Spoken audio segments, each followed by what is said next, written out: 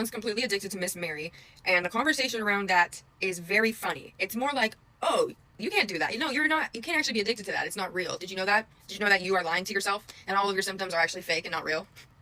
Like, shut the fuck up. I used to go through 2 cards and an ounce a week. If anyone knows about Miss Mary, dependency, addiction, and withdrawal, it is me, myself, and I. So whenever someone brings up that topic and they get a little wish-washy on the fact that if it's real or not, I get real fucking angry. I'm like, listen, people's bodies react differently. A lot of people don't get physical withdrawal from Miss Mary, but a lot of people do, and it's not okay to discredit those. When I was going through my Miss Mary withdrawal, I documented it on this app. It was actually the first time I ever went viral on this app. I documented it, and I actually got a lot of hateful comments and DMs telling me that I am overreacting, and I just need to suck it up. And why am I acting that way for the camera and making it look so scary and horrible? It's not pills. Right. You're right, I guess, but also I'm not faking it. Like, why would I fake being in pain? When I went through withdrawal, it was really, really bad for me. I couldn't sleep, I couldn't eat, I was sweating all the time, my stomach hurt, I had fever chills, I was throwing up. Like, it was awful. I couldn't do anything. It is destigmatized in a way that's a little bit dangerous. You guys need to realize that it is actually a dangerous drug at the end of the day. I was spending over $200 a week, okay? I was nothing but a shell of a human being. I had no hobbies, no friends. All my family members hated me because I was spending all of their money. I wasn't doing anything good for myself, and I dropped out of school.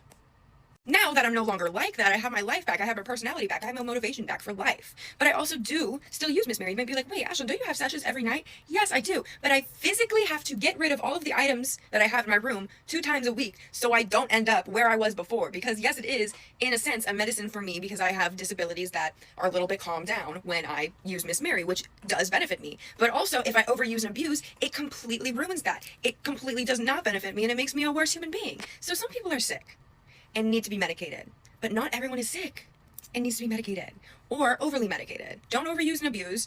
Don't dismiss the conversation. Don't dismiss people's feelings, and listen to people's experiences with Miss Mary with care. And let's stop the weird stigma around the whole, well, you're a pussy ass bitch, why can't you just quit? It's so easy, I did it last week. Everyone's different. And be gentle with yourself. Miss Mary's good, but she can also be bad, and everyone's different.